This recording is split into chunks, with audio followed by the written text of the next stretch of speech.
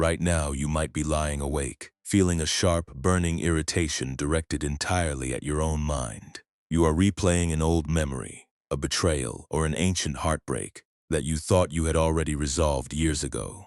There is a deep, frustrating anger in your chest as you ask yourself why you are still hurting over this specific loss. You have read the books, you have sat in the quiet spaces, and you have done everything required to fix your spirit. Yet, the old wound remains raw, catching in your throat like a splinter of dry wood. You feel a profound sense of failure, as if your slow progress is proof of a fundamental defect. You are furious up at the timeline of your own heart. You are treating your inner recovery like a difficult corporate project that has missed its absolute deadline. Let us allow that frantic internal timeline to drop into the dark space of this room. Outside, a late autumn sleet is ticking softly against the glass pane, making a tiny metallic scraping sound that repeats with the rhythm of the cold wind. The air in your room carries the dim, crisp scent of dried cedar shavings and cold earth. A faint, amber glow from a single street lamp cuts through the heavy wool curtains, throwing the long, still shadow of a bare oak branch across the far wall. Your physical frame is supported by the dense, cool surface of your mattress. The heavy woven quilt rests upon your chest like a protective shield, absorbing the restless trembling of your nerves. There are no schedules waiting for your performance in this dark hour. The books are closed on the nightstand, and the voices that demand your immediate transformation are completely silent. You are not a broken mechanism that has stalled on the assembly line of life. The fact that you still feel the sharp edge of that old pain is not a sign of personal stagnation or a lack of spiritual discipline. Tonight, we are not going to force your mind to achieve an instant state of complete clarity or absolute forgiveness. We will not demand that you violently rip away your lingering grief before you are allowed to rest your head. This evening is a quiet, unhurried harbor where your unhealed pieces are permitted to simply exist without being interrogated by an internal judge.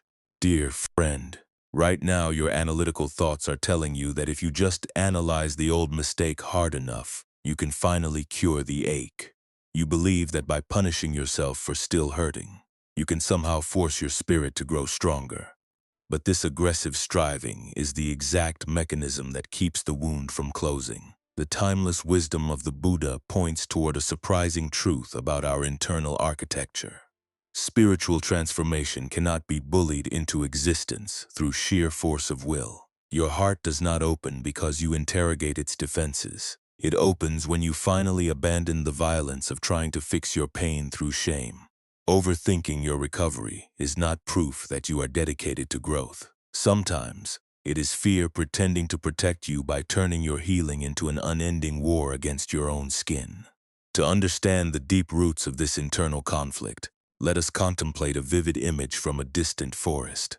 Imagine a stubborn, tightly closed green pine cone that has fallen from a high branch into the frozen mud of an early winter woods. The cone is completely encased in a thick protective layer of hard, amber-colored resin. Every single scale is locked tight against its neighbor, sealing the delicate seeds deep within its core.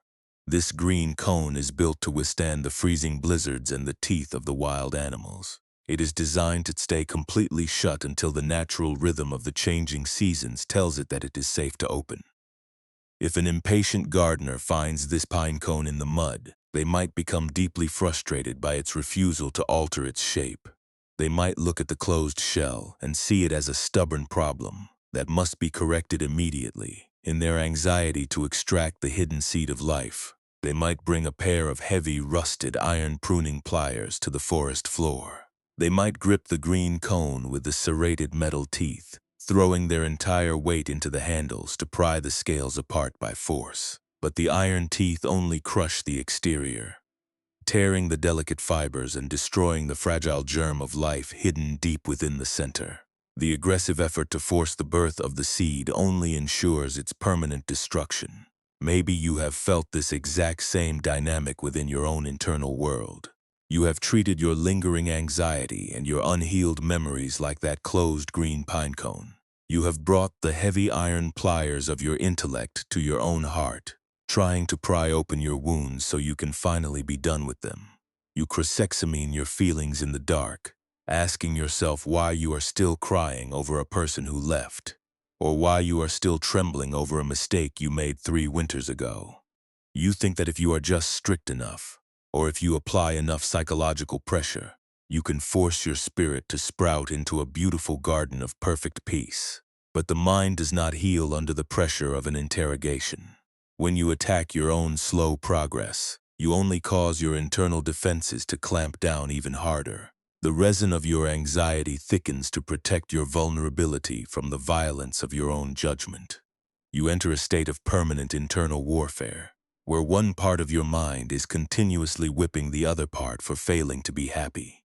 This constant striving is the cold wind that exhausts your nervous system, leaving you stranded in a wilderness of perpetual frustration. In a short while, our journey will lead us to a drafty forest lianto. During an early winter sleet storm, we will meet an old, quiet mountain woodcutter who collects only the timber that has already fallen to the earth, and an elderly herbalist who manages a subterranean stone frost house where winter seeds are left to sleep in the dark. Their simple, unhurried actions will show us how a heart carrying the shame of slow healing can finally drop its iron tools. But before we journey into that ancient landscape, let us look closely at the physical climate of your body right now. Notice if you are carrying the tension of that impatient gardener in your current posture. Take a slow breath in through your nose, letting the cool air travel gently down into your stomach without any requirement for perfection. Now, let the breath go out completely, letting your weight sink deeper into the dense support of your bed. You are allowed to let the rusted iron pliers drop from your hands tonight. There is no need to force the green pine cone open before it's time. Your unhealed thoughts do not need to be fully resolved before you are permitted to close your eyes. Tonight, you are safe enough to let the timeline go completely loose in the darkness, because the quiet room you are resting in right now is already waiting to hold you exactly as you are. Let the steady sound of the freezing rain carry your awareness into a different forest. Imagine the ticking of the ice striking not modern glass, but the rough needles of ancient mountain pines. We find ourselves climbing a steep, narrow trail through a wilderness of gray stone and dark timber. The air is heavily laden with the sharp scent of wet bark and frozen resin. High up on a ridge, nestled against a steep granite cliff, stands a small timber lianto. The structure is open to the wind on one side, its cedar posts weathered gray by decades of mountain storms. Inside this shelter, a young novice named Tesho sits on a heap of dry pine needles. A tiny wood fire flickers on a flat stone in the center, its pale smoke drifting out into the cold mist. Tesho has lived in this high isolation for several months, yet his spirit is entirely devoid of peace. He had fled to the mountains after a sudden mudslide destroyed his family home in the lower valley, a tragedy that left him completely alone in the world. The memory of that terrible night remained vividly alive inside his head. He could still hear the roar of the mountain, and he could still feel the helpless terror of the sliding earth. Tesho hated his own mind for holding on to this grief. He felt a profound sense of shame, because many months had passed, and he still woke up trembling in the dark. He believed that a true monk should be steady and unshakable, like a mountain peak. He viewed his lingering sorrow as proof of a broken character, a personal failure that needed to be eradicated through absolute discipline. He spent his days in a state of intense mental aggression. He would sit for hours before the fire, trying to force his thoughts to become completely blank. Whenever a memory of his family arrived, he would strike his own thighs with his fists, furious at his inability to move forward. He read the old scrolls with a frantic, desperate grip, searching for a secret formula that would instantly cure his pain. He was treating his heart like a stubborn enemy that needed to be conquered through sheer force of will. He believed that if he could just apply enough pressure, he could master his anxiety and achieve a state of perfect, unfeeling clarity. In the corner of the drafty shelter lay a heap of green pine cones that had been gathered from the forest floor.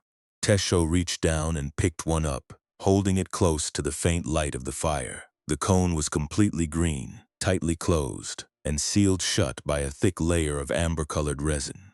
Every single scale was locked tight against its neighbor, protecting the delicate seeds within from the bitter winter cold. Tesho looked at the stubborn object, and a sudden wave of irritation flared within his chest. The closed cone looked exactly like his own stuck mind. It represented the hidden peace that refused to reveal itself to his efforts. He decided that he would force the pine cone to surrender its treasure. He looked around the liento and found an old pair of long-handled iron pruning pliers resting against the timber wall. The tool was heavy, completely rusted, and its long jaws were lined with sharp, serrated iron teeth. Tesho took the pliers in his hands, feeling the cold weight of the metal vibrate through his fingers. He placed the green pine cone between the iron jaws, gripping the long wooden handles with all his might. He threw his entire weight into the tool, determined to pry the scales apart by force. In a moment, this desperate struggle would reveal an even sharper edge of his pain. The serrated iron teeth bit deeply into the green flesh of the pine cone. The thick, sticky resin began to ooze from the wounds, coating the metal jaws and sticking to Tesho's fingers. The woodcutter's tool groaned under the immense pressure. Tesho strained, his breath coming in short, ragged gasps, his knuckles turning white in the cold air. But the green scales did not open gracefully. The stubborn resin held the structure together with an unyielding strength. Tesho grew furious at the resistance. He gave a violent, desperate squeeze, his muscles trembling with a sudden burst of anger. With a sharp, wet crack, the pine cone did not open. It completely collapsed under the iron teeth, shattering into a shapeless pulp of broken green fibers and sticky amber fluid. Tesho opened the pliers and looked down at his palms. The delicate seeds inside the cone had been completely crushed into a gray dust, ruined before they could ever touch the earth. The aggressive effort to force the birth of the seed had only ensured its permanent destruction. Tesho dropped the heavy iron tool onto the dirt floor, his hands covered in the bitter, sticky sap that refused to wash away. He sat back against the cedar post, a profound wave of despair washing over his chest. He felt more broken and more inadequate than ever before. As he sat in the gloom, a slow footstep sounded outside the liento. An elderly man stepped through the curtain of falling sleet, carrying a modest bundle of dry timber on his shoulder. This was Master Jian, the old woodcutter, who maintained the mountain shelter. Master Jian was a quiet, reclusive spirit who spent his years monitoring the health of the high forest. He did not cut living trees down. With an axe, he only gathered the branches that the winter winds had already brought down to the earth. He set his bundle down with a dull thud, his movements slow and deliberate, entirely unaffected up by the freezing storm. The old woodcutter did not scold the young novice for his behavior. He did not offer a grand lecture on the nature of patience. He simply sat down on the opposite side of the fire, his weathered face looking like an old root that had survived a century of frosts. He looked at the shattered green pulp on the floor, and then he looked at the rusted iron pliers lying in the dirt. Finally, his gaze settled on Tesho's sticky, trembling hands. What happened next changed the way he understood his own impatience. Master Jian reached into the pocket of his coarse wool robe and pulled out a fresh green pine cone. It was exactly like the one Tesho had destroyed, sealed tight with hard, glittering resin. The old man did not take up the iron pliers. He did not use force of any kind. Instead, he simply laid the closed green cone down into the thick layer of cold wood ash at the very edge of the hearth fire. The ash was not hot enough to burn the wood. It carried only a faint, gentle warmth that rose from the buried coals below.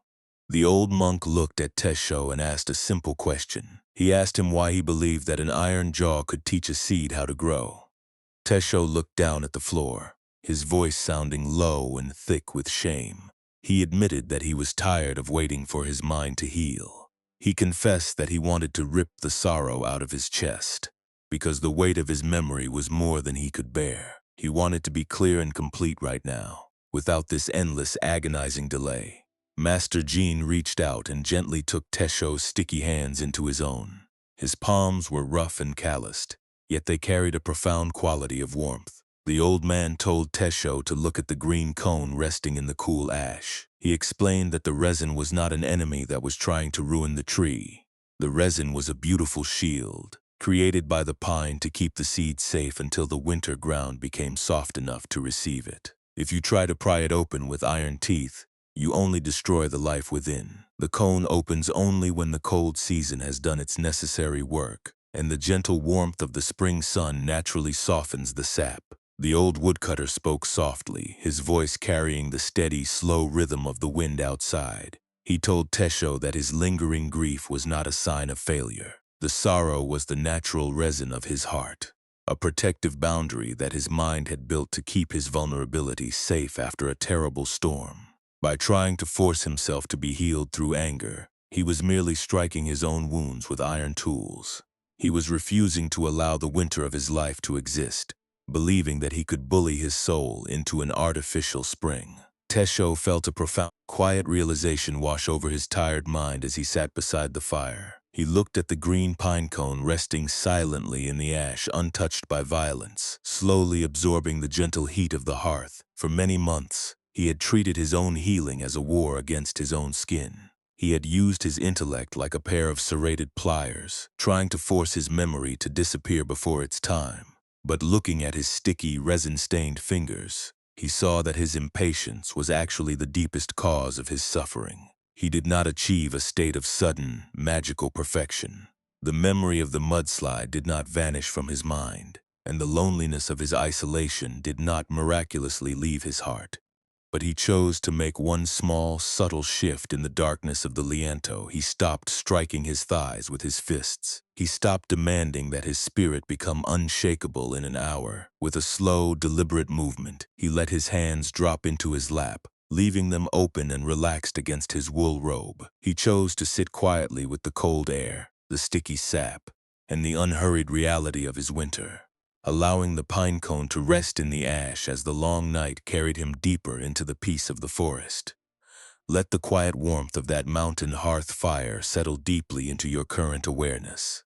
The image of the young novice dropping his hands into his lap reveals the hidden landscape of your own late-night struggles. When you lie awake in the dark, your mind is often acting exactly like that impatient gardener. You look at your lingering sadness, and you feel a sharp wave of resentment. You believe that because many months or even years have passed, your heart should be completely smooth by now.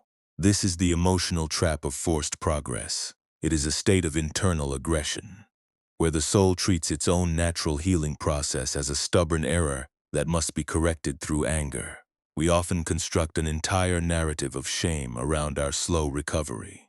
You tell yourself that you are weak because you still remember the exact tone of a voice that hurt you. You believe you are failing your spiritual journey because the anxiety still returns on certain cold mornings. This self-judgment feels valid because it masquerades as a desire for personal growth. But the mind uses this harsh timeline to avoid the raw vulnerability of the present moment. It is far easier to scream at yourself for still being wounded than it is to sit quietly with the soft, unhealed tissue of your actual grief. The phantom version of your healed self looks beautiful only because it demands no patience, remaining safely suspended in your thoughts as an impossible ideal. Now let this wisdom come closer to your own life. Ancient Buddhist insights remind us that our existence will always contain a baseline of unavoidable difficulty.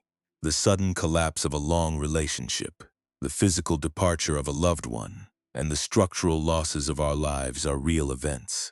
These painful disruptions represent the first wave of pain in your life. They are the early blizzards that sweep across the high ridges, breaking the green branches and leaving the ground frozen. This first pain is sharp, and it brings a necessary winter to the human spirit. The Buddha never asked us to deny this cold season, or to pretend that our broken structures do not matter. A heart that forces itself to look at its losses with artificial cheerfulness is not a healed heart. It is simply a frozen fortress, locked in a state of permanent denial, because it is too terrified of the dark. But the true bitterness begins when the mind adds a second wave of suffering to the original hardship. This extra suffering is not caused up by the loss itself, or the cold wind of the tragedy.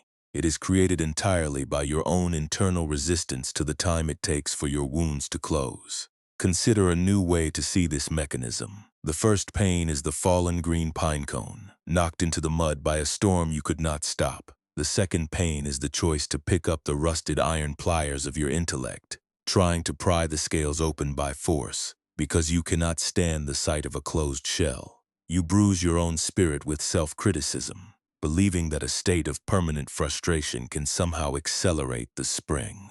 Your mind performs this exact error when you replay your old hurts at night. You use the blueprint of how you think you should feel to shame the tired body that is simply trying to survive the night.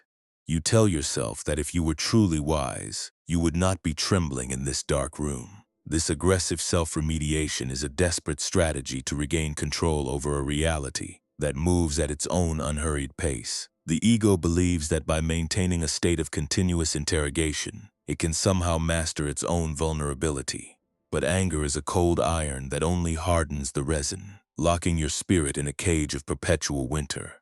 And this is where the mind begins to soften. Let us look closely at why we crave that instant cure so intensely. The mind is terrified of uncertainty. It wants to know with total certainty when the sadness will end and when the safety will return. When you feel behind in your emotional growth, you are comparing your messy internal winter with a polished concept of spiritual perfection. You treat your natural hesitation as a crime, hiding your true exhaustion behind a forced smile, while your heart feels heavy and brittle inside. You turn your quiet survival into a badge of failure, refusing to allow your spirit the necessary time to rest in the dark, humic soil of your life. But true freedom does not occur when you finally discover a secret formula to eradicate your memories. It begins when you look at the closed green cone, and you realize it has a perfect right to be closed tonight. The ancient teachings show us that your heart is an ecosystem, not a machine that can be repaired with iron tools. The self is empty of a fixed, permanent timeline, changing naturally like the seasons of the high forest. The person you think you should be is just a thought form, a concept that does not understand the deep ecology of human healing. The true self is the vast, living awareness that is breathing right here, in the middle of this unhurried hour. When you stop treating every self-critical thought as an absolute truth, the internal civil war naturally comes to an end. You can look at your slow progress with an entirely new quality of understanding. That thick, sticky resin of your anxiety is not a defect that needs to be burned away by force. It is a sacred, protective boundary that your spirit built to keep your softest vulnerabilities from being torn by a harsh world. You did not fail because you are still hurting tonight. Your lingering sorrow is a testament to the profound depth of your capacity to love and to feel. Your heart is taking its time because it knows that a genuine blossom cannot be rushed by the demands of an impatient gardener. Tonight, you do not need to force the spring to arrive in your room.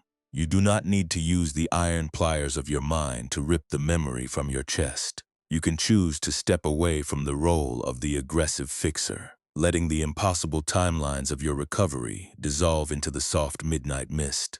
Look at the raw, unpolished reality of your present moment, with all its quiet aches and heavy spaces. This winter is not a mistake, and it is not a sign of stagnation.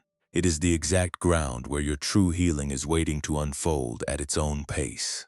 You can allow your spirit to rest directly in the cool ash of this hour, trusting that the warmth is already fully present within you, long before the first green shoot breaks through the frozen earth. Let the quiet warmth of that mountain hearth fire fade softly from your vision. You are no longer standing on that freezing ridge, and you are not sitting inside the drafty timber shelter anymore. You are resting safely here, in the dim, familiar sanctuary of your own home.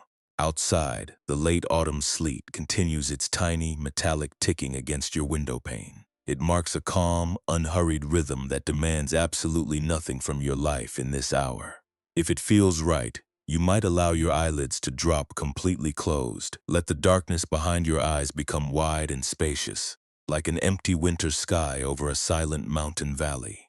There are no difficult projects for you to finish in this hour, and there are no emotional deadlines for your spirit to meet. You have arrived at a quiet harbor where you are permitted to exist without any decoration or pretense.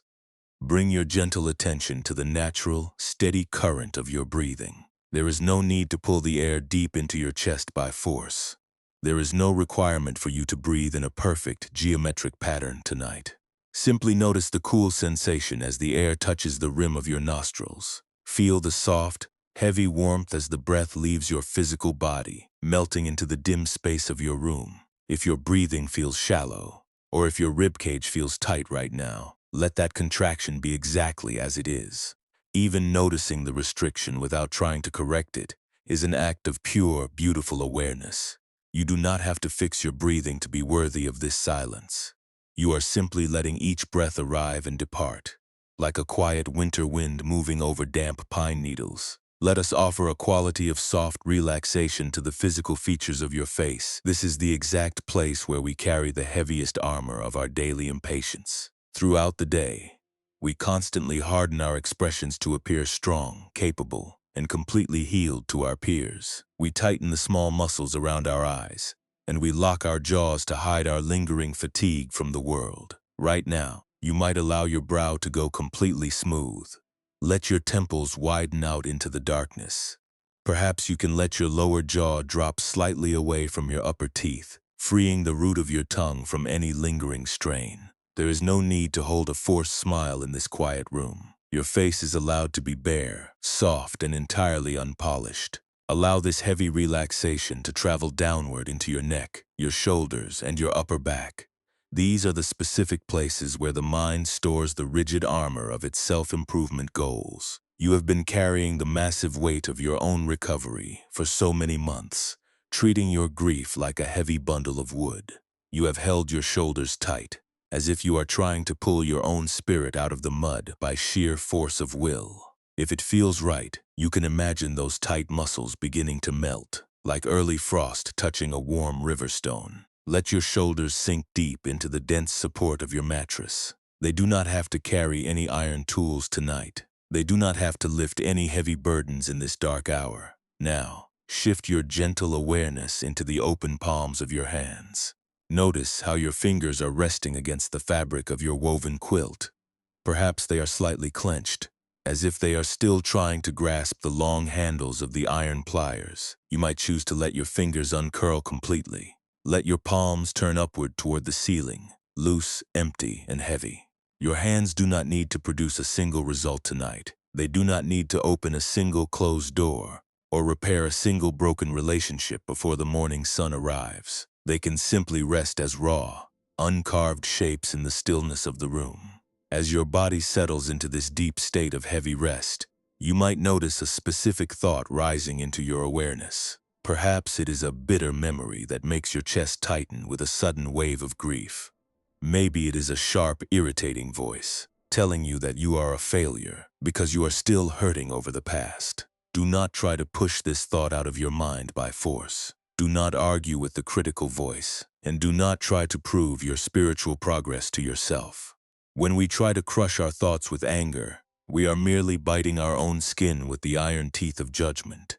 Instead, you can choose to name the emotional pattern with an absolute quality of gentleness. You might say to yourself very quietly, "Here are the iron pliers trying to pry my heart open. This is just fear pretending to protect me by turning my healing into an urgent project." Even noticing the pattern is enough to loosen its grip on your spirit. You are no longer the frustration. You are the wide, quiet space that is completely capable of watching the frustration pass by. And this is where the mind begins to soften. In this spacious state, imagine that you can feel a tightly closed green pine cone resting directly in the center of your chest. The cone is cold, hard, and sealed shut by a thick layer of glittering amber resin. It represents the unhealed memory, the lingering sorrow, or the ancient heartbreak that you have been trying to force open with your intellect.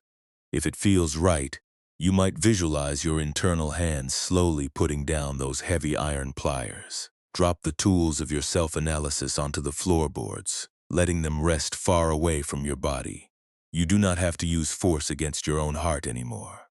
Imagine taking this closed green pine cone from your chest and placing it gently into a bed of cool, soft wood ash at the very edge of your awareness. The ash is completely safe, carrying only a faint, nurturing warmth from a hidden fire below. The cone does not need to alter its shape tonight to please your ambition. It does not need to sprout or release its seeds in this exact hour. It is allowed to remain completely green, tightly sealed and silent in the ash. Look at the closed scales with a spirit of complete compassion.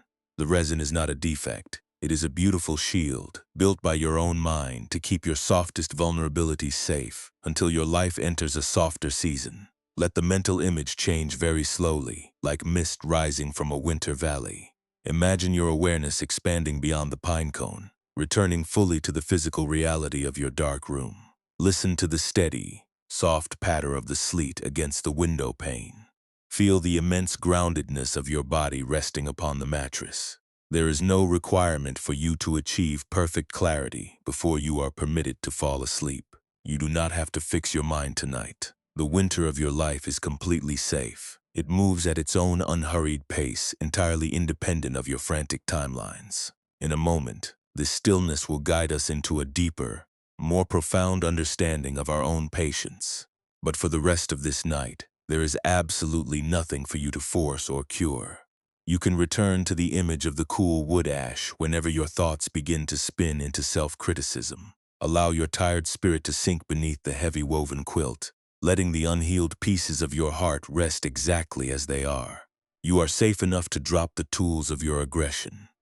Let your body drift into the deep, unmeasured comfort of the dark hours, knowing that the simple awareness breathing inside you requires no perfection to be whole. The deep winter season eventually locked the high mountain ridges in a silent embrace of solid ice. The small hearth fire in the woodcutter's lianto became a distant memory for Tesho, as his training guided him deeper into the wilderness. He had learned to drop the heavy iron pliers, but his internal fixer was still quietly looking for a shortcut to peace. He could not shake the feeling that his recovery was moving far too slowly. He felt a persistent anxiety, that his lingering grief was a sign of hidden stagnation. To find a deeper resolution, he journeyed across the frozen plateau to a secluded valley. He was seeking a subterranean stone frost house dug deep into the northern face of a jagged cliff. This cold sanctuary was managed by Sister Soen, an elderly herbalist who spent her winters preparing the rare forest seeds for the distant spring. When Tesho descended the rough stone steps into the frost house, the modern world vanished completely. The air within the underground vault was intensely heavy, holding the deep scent of dark humic soil, sleeping roots, and cold, wet granite. Rows of flat cedar trays were stacked along the stone walls, filled with rich humic dirt where thousands of wild seeds lay in absolute darkness. There were no lanterns to warm the space. The only illumination came from a narrow slit in the stone ceiling, throwing a pale silver beam of winter light across the dirt floor. Sister Soen sat on a low bench in the shadows, her hands buried in a pile of dry cedar mulch. She was a tiny woman with silver hair tied back with a hemp cord, her movements completely deliberate and quiet. Sister Soen gave Tesho the simple task of monitoring the cedar flats in the deepest corner of the vault.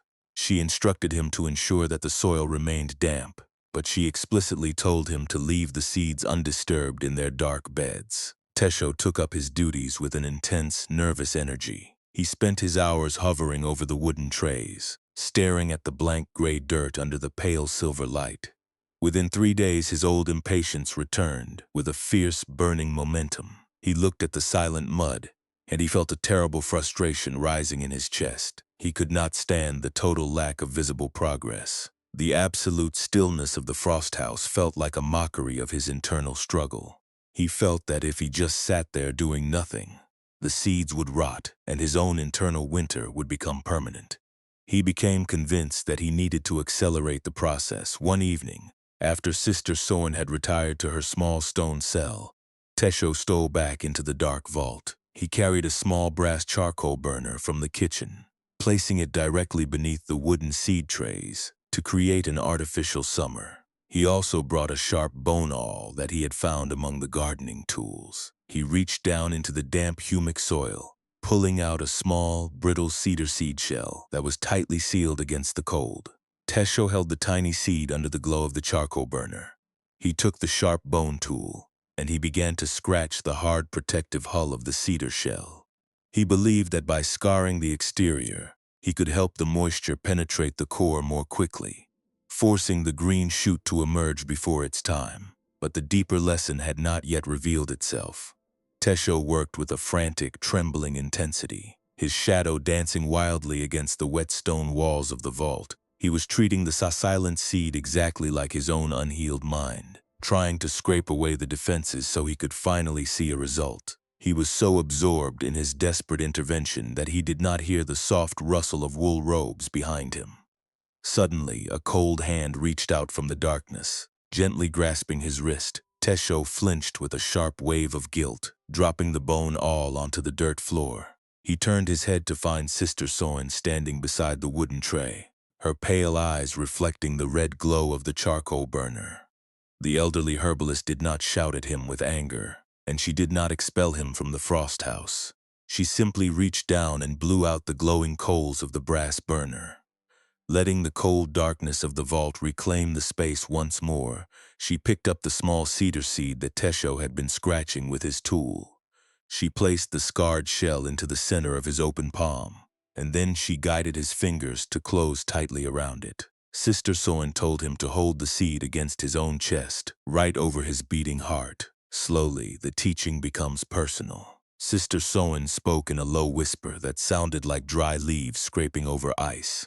She told Tesho that the hard, brittle shell of the cedar seed was not a stubborn error that needed to be corrected by a knife. She explained that the seed required the heavy, freezing dark of the frost house to break down the complex chemical locks inside its core. The winter cold was not the enemy of the life within. It was the exact environment necessary to prepare the embryo for its future growth. If you bring artificial heat to the vault, or if you scrape the hull with a bone awl, you do not create a blossom. You only expose the tender germ to a premature death, destroying its capacity to survive the actual earth. The old nun looked into Tesho's tired eyes, her face completely softened by compassion. She told him that his constant effort to force his own healing was the true violence that was keeping his heart raw. He was treating his lingering sorrow like a defective seed that needed to be scraped away with self-criticism. He was so terrified of the quiet, dark winter of his grief that he was trying to burn his way into a shallow comfort. She instructed him to drop the bone awl into the mud, to put away the charcoal burner, and to learn the sacred discipline of leaving the soil alone. Tesho felt a profound wave of emotional recognition wash over his spirit in the silent vault. He looked at the tiny, scarred cedar seed in his hand, feeling its cold, hard shape against his skin. For many months he had been using his intellect like a sharp knife, continuously scratching at his own old wounds to see if they were finished hurting. He had turned his personal growth into an aggressive project, completely unable to trust the natural ecology of his own heart. He saw that his frantic need for an immediate cure was actually an act of deep self-hatred, a refusal to allow his soul the necessary time to rest in the dark humic soil of his life. He did not experience an instant moment of complete enlightenment. The memory of his lost family home did not suddenly vanish from his awareness, and the ache in his throat remained fully present. But Tesho chose to make one small, subtle transformation in the middle of the dark frost house. He did not try to clean the dirt from his hands, and he did not try to justify his mistake to the old woman. With a slow, unhurried movement, he buried the small cedar seed back into the damp, freezing earth of the tray, smoothing the humic soil over the shell with his bare fingers. He chose to sit flat on the cold stone floor, letting his hands rest completely empty on his knees. He stopped his old habit of checking the dirt every hour to see if anything had changed. He allowed the small room to remain completely dark, cold, and entirely silent. He chose to sit with the absolute uncertainty of the seed's long sleep, breathing through his own internal winter without a single requirement for progress. The old herbalist returned to her bench in the shadows, leaving him alone with the heavy stillness of the vault.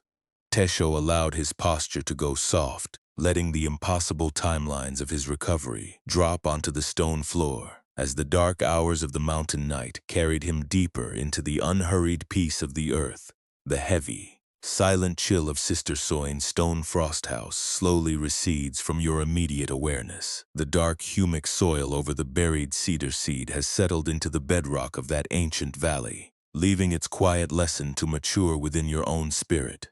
You find yourself back within the familiar architecture of this late-night hour, lying still beneath the heavy woven quilt. The late autumn sleet continues its tiny, metallic ticking against your window pane.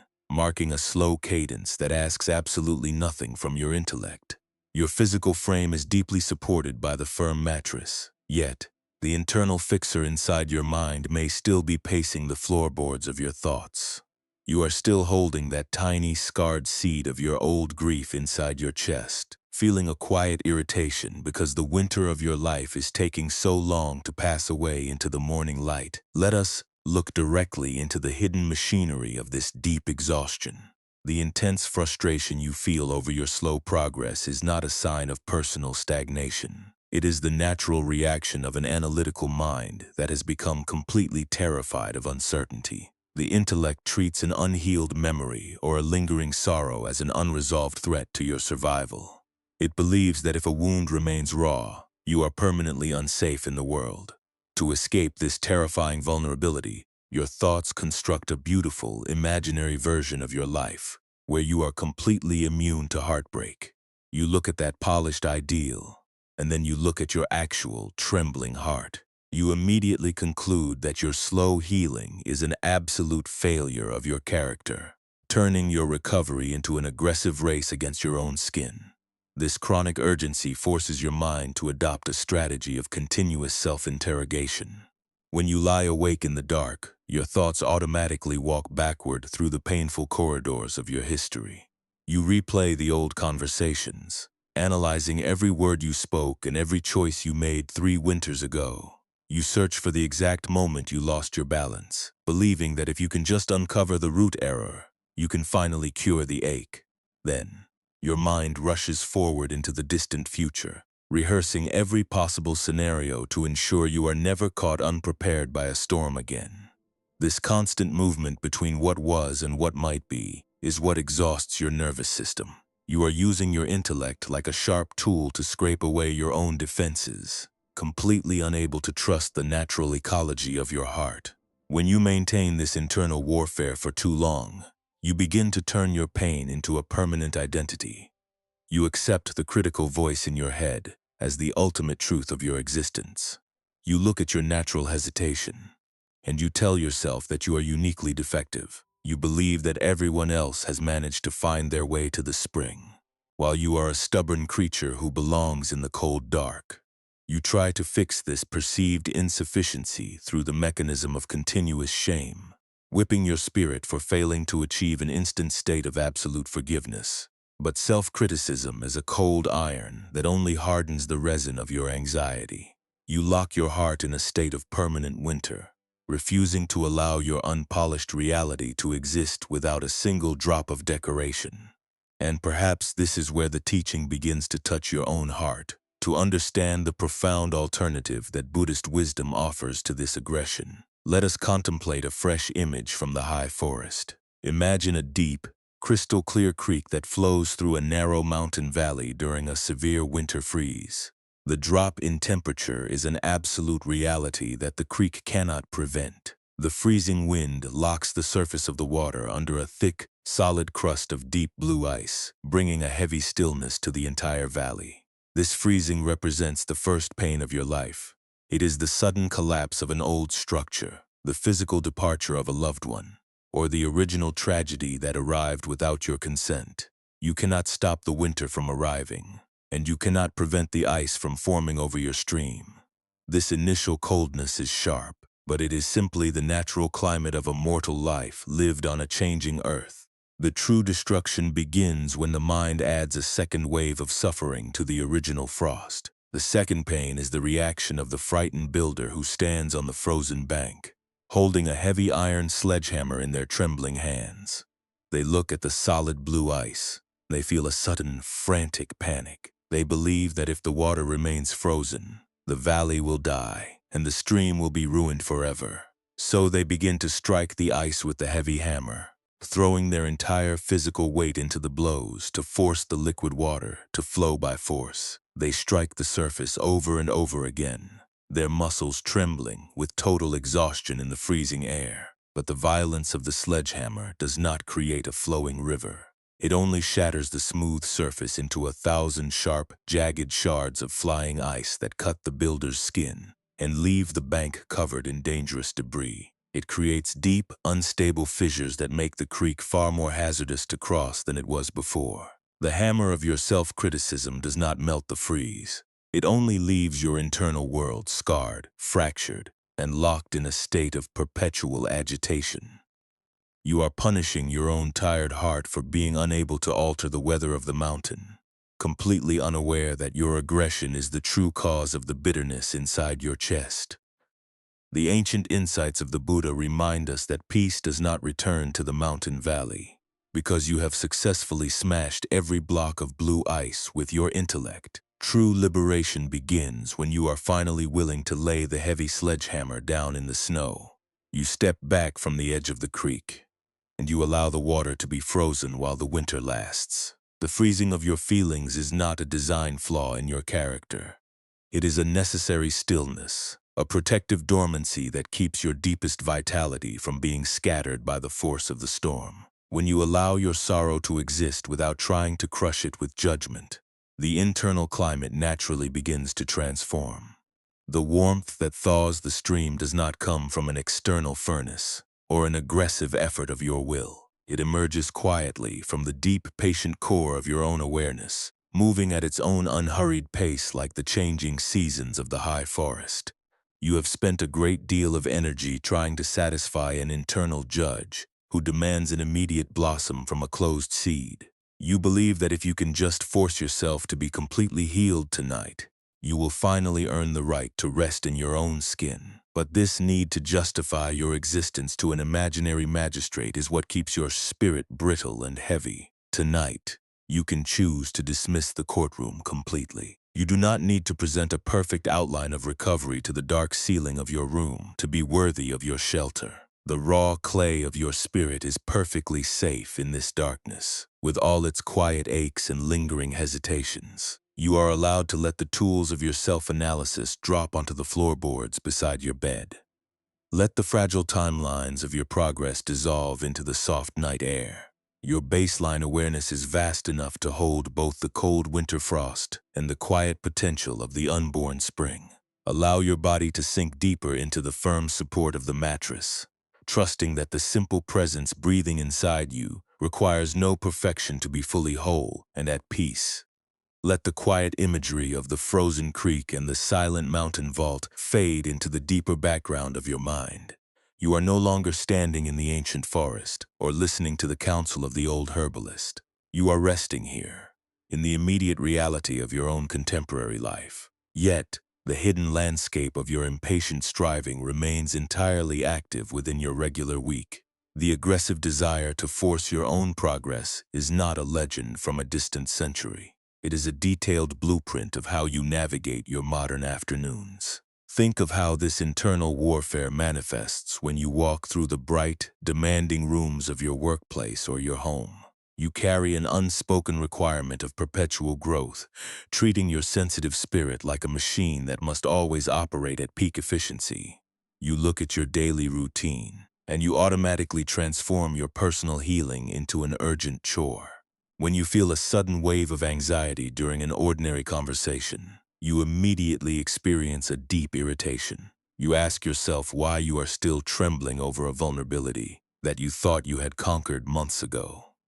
This frustration follows you directly into your digital spaces, turning your technology into a mirror of your internal impatience. You send a text message to a friend, or you submit an important project to a supervisor. Then you begin to wait for a sign of validation to appear on the glass. You check your phone every few minutes, refreshing your screen with a restless, repetitive movement of your thumb.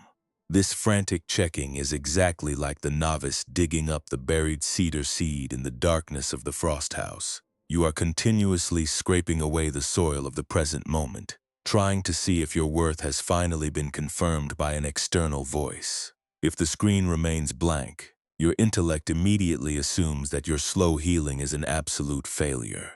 You believe that you have stalled on your path, completely unable to let the seed rest in the quiet dark without your constant intervention.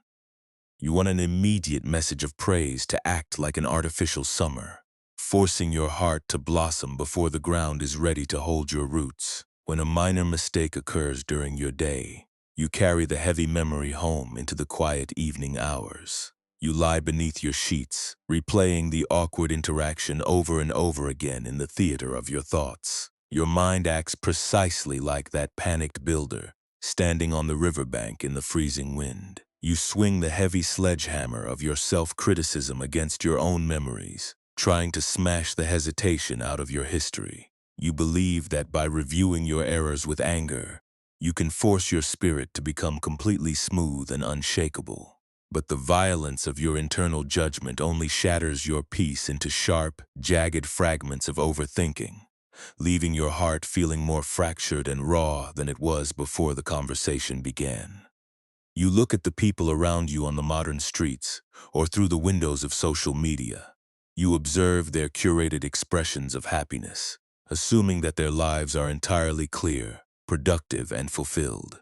Your analytical thoughts perform a painful, unfair comparison, measuring your messy internal winter against their polished exterior designs. You convince yourself that you are the only stagnant creature in a world of rapidly advancing masters, turning your ordinary exhaustion into a badge of permanent shame. You feel a crushing pressure to fix your anxiety instantly, treating your natural sorrow as a defect that must be hidden behind a forced smile.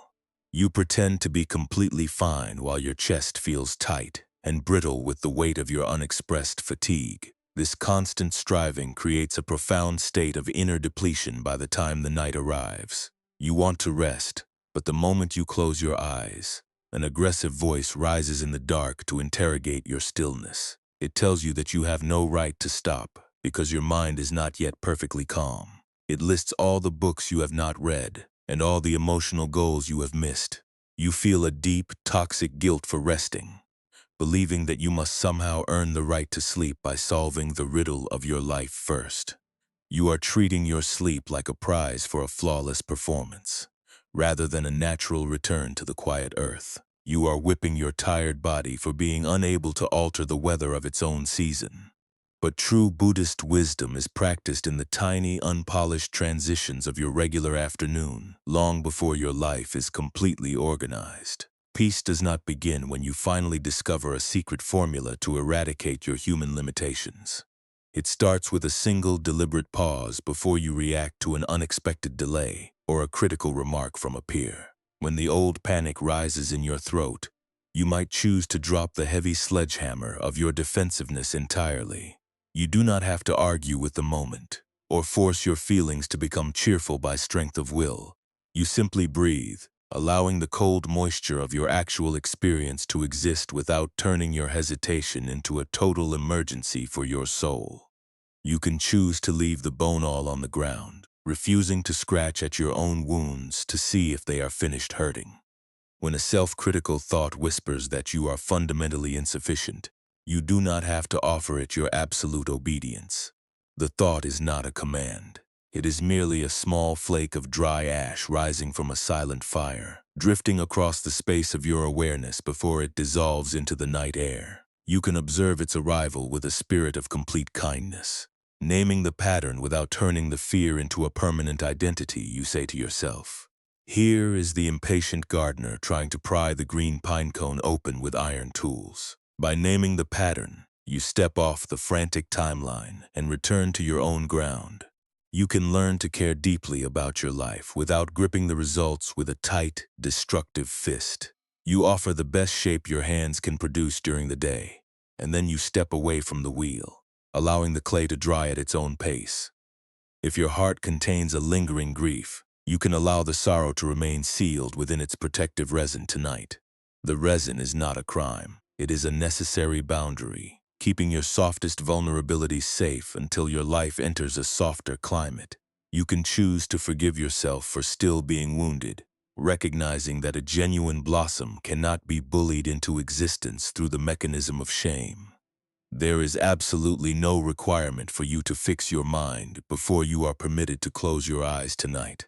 The modern world has turned off its lights, and the expectations of your peers have no power over this dark sanctuary.